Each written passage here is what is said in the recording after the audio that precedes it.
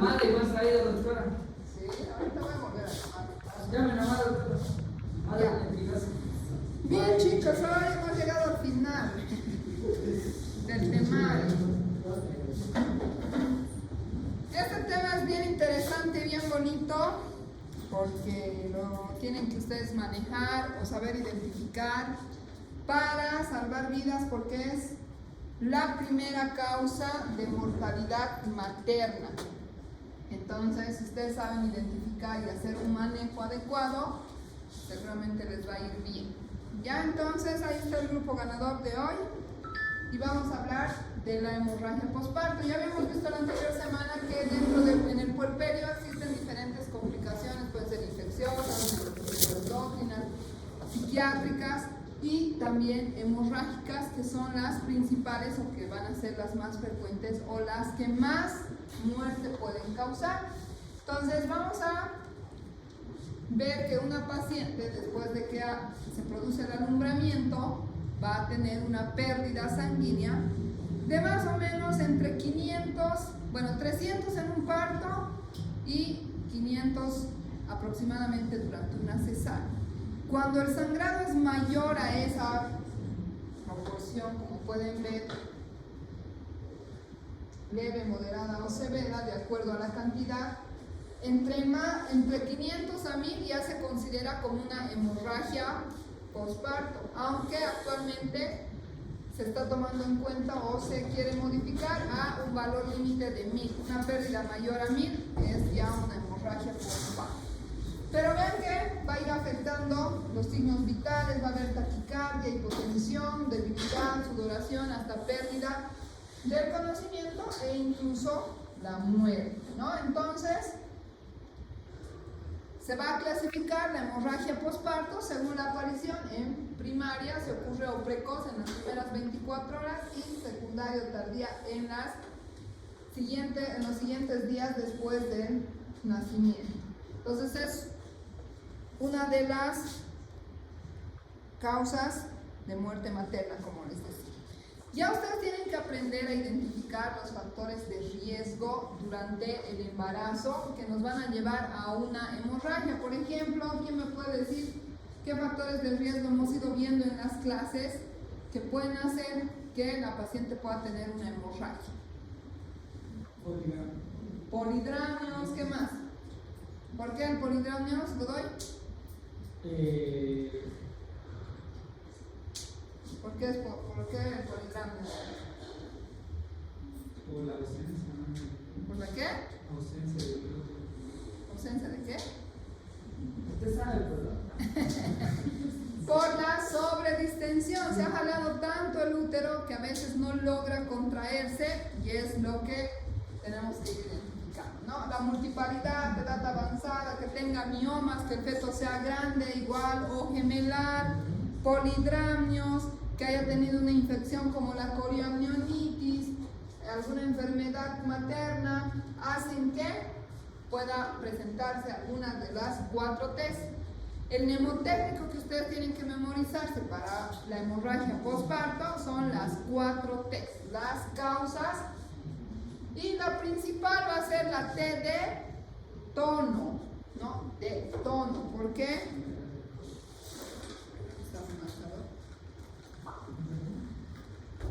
Creo que no. Entonces, el 80% de las pacientes va a tener una alteración en el tono, ya sea porque se ha elongado mucho o porque ha tenido demasiadas contracciones. Un trabajo de parto prolongado hace que tenga una alteración en el tono. T de trauma, la siguiente T. Gracias. Entonces, dentro de la hemorragia posparto, tenemos que identificar las causas, ¿no? Y vamos a identificar las 4 T's. 1, tono, que va a ser más o menos el 80%. Si no es el tono, vamos a tener la T de trauma, que va a ser aproximadamente un 20%. Si no es el trauma, puede ser la T de tejido, es decir, que se haya quedado dentro del útero, membranas, placenta, toda la placenta. que va a corresponder a un 10%, y T de trombina, es decir, que la paciente tenga alteraciones de la coagulación, ¿no? Entonces, esas son las 4 T's y tenemos que identificar cada una de ellas. Bien, la T del tono, ¿no? Puede haber una sobredistensión uterina, como en la macrosomía, embarazo múltiple, polidramnios, malformaciones, presencia de miomas, que el bebé sea demasiado grande. O un agotamiento de la musculatura uterina, que haya tenido un trabajo de parto prolongado, la multiparidad, que el útero ya se haya elongado muchas veces. Una infección o corionionitis predispone a también falta de tono, una RPV prolongada, la fiebre. Las anomalías uterinas como los miomas, las placentas previas, el uso de fármacos que pueden tener un efecto secundario relajante muscular, y la inversión uterina, que da secundariamente igual una falta de tono. La T de trauma, laceraciones, lesiones, desgarros vaginales, si hay un parto en donde usamos forceps o que el feto es grande, hemos hecho muchos tactos y el tejido estaba muy friable, cuando hay una elongación de la histerotomía en la cesárea por una mala posición, manipulación inadecuada durante la cesárea, o una rotura uterina, que ya hemos visto también en el tema de hemorragias de la segunda mitad.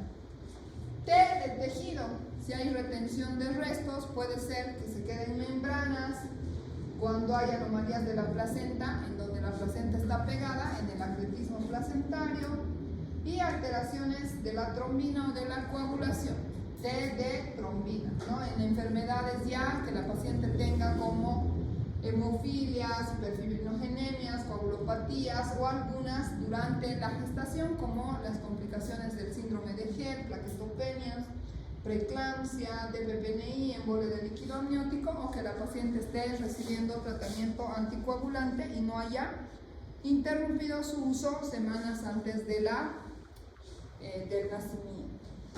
Es importante principalmente hacer una prevención al identificar las causas o los factores de riesgo, mejor dicho, en una paciente en la que sabemos que puede tener una hemorragia postparto. Para eso tenemos nosotros el MATEP, o el manejo activo del tercer periodo del trabajo de parto, y esa es una pregunta incluso de examen de grado que ustedes nunca se tienen que olvidar. Es hacer un manejo adecuado o activo del tercer periodo para prevenir una hemorragia. Obviamente tenemos que tratar de, en el control prenatal, identificar los factores de riesgo e ir previniendo. Si la paciente tiene anemia y sabemos que va a sangrar, darle hierro y demás. Pero durante la atención del parto vamos a realizar el MATEP. El MATEP consiste en la tracción controlada del cordón, la presión suprapúbica y el uso de oxitocina. Una vez que nace el bebé, le colocamos oxitocina intramuscular en la piernita rápidamente, y también utilizamos el masaje uterino, ¿no? Entonces, el MATEP consiste en la administración de oxitocina, la tracción y contratracción del cordón, la ligadura tardía del cordón y los masajes. Entonces, ese es el MATEP. El manejo inicial para todas las pacientes en las que estemos sospechando o nos hayamos dado cuenta que hay un sangrado mayor a lo normal, vamos a cuantificar a simple vista o de acuerdo a lo que haya manchado, la cantidad de compresas, sábanas, si está manchada toda la camilla de atención o no, ¿no? Entonces, básicamente siempre vamos a monitorizar los signos vitales, le podemos administrar oxígeno por puntas nasales. Lo primero será poner 2 vías endovenosas para tratar de compensar la hemodinamia a través de líquidos cristaloides coloides. Siempre, por lo general, 2 vías de grueso calibre, ¿no? Pueden ser en las manos, en las piernas, donde se pueda conectar.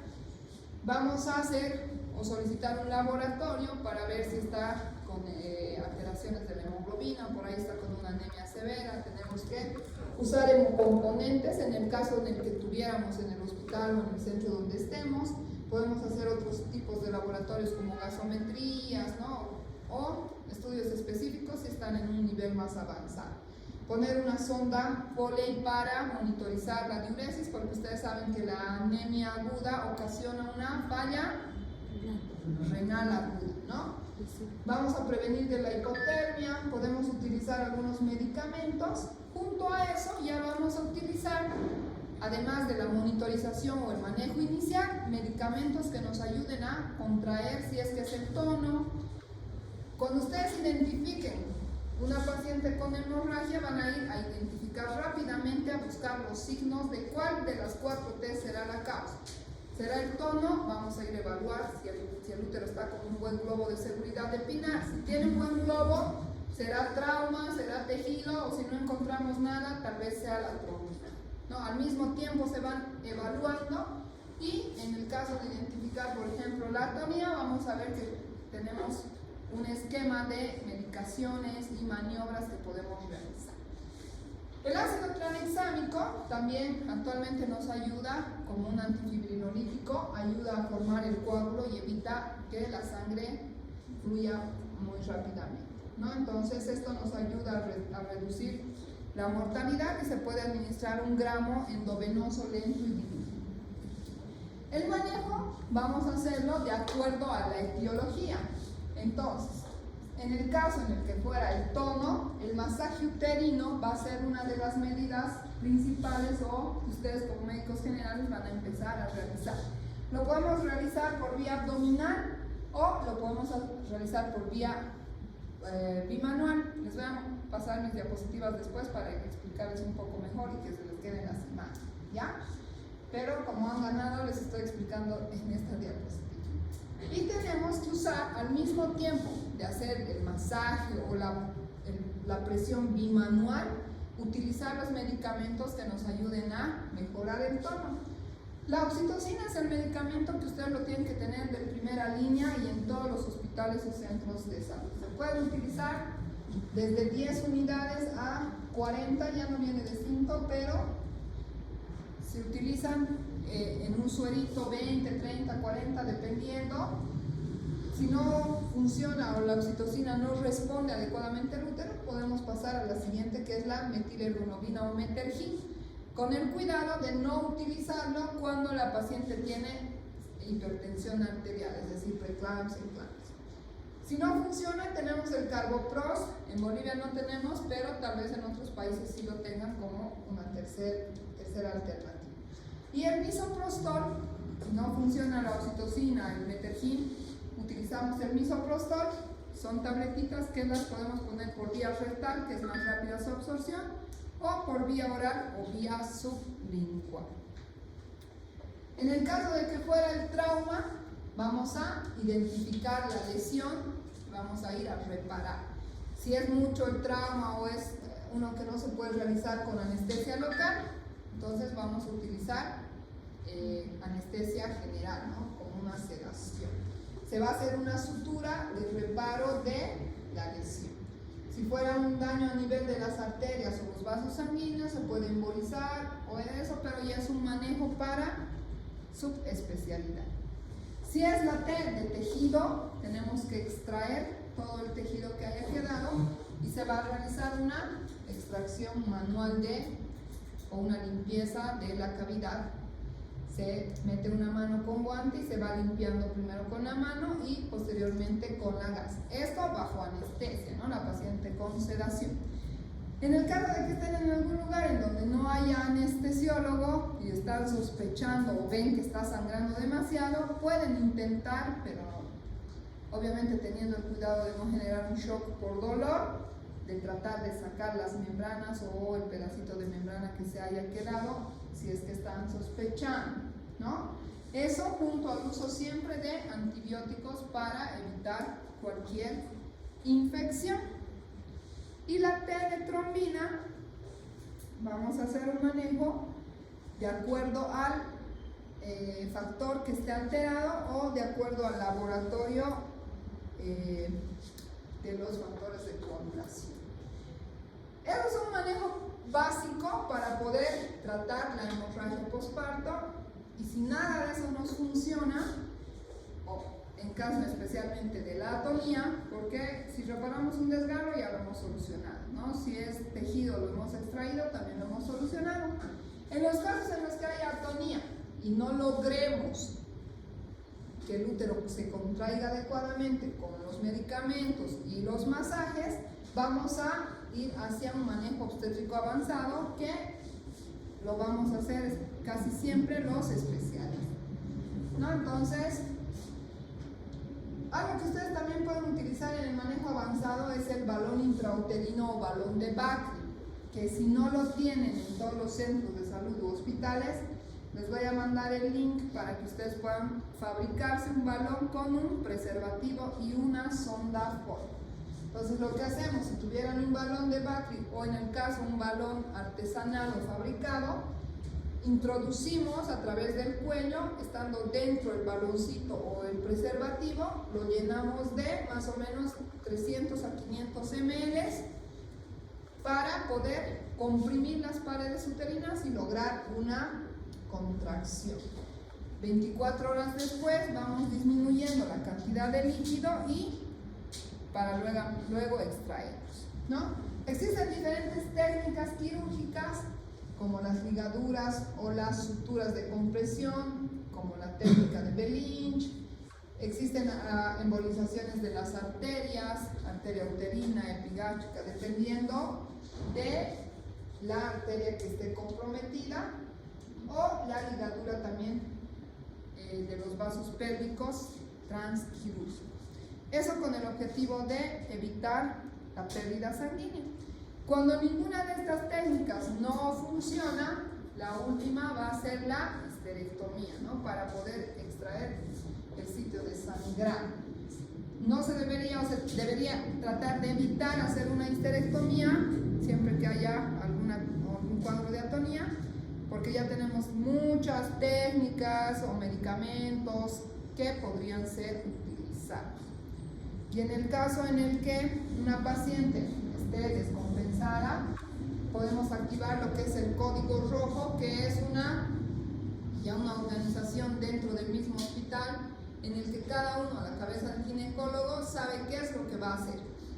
Uno va a traer sangre, el otro lo está canalizando, le están poniendo los medicamentos. Existen también el traje anti-shock, que es un traje neumático o compresivo para disminuir el riego hacia la periferia, ¿no? Entonces, ese es un manejo ya de reanimación avanzada. Les voy a compartir mis diapositivas para explicarles un poquito mejor o que entiendan, chicos, sobre la hemorragia post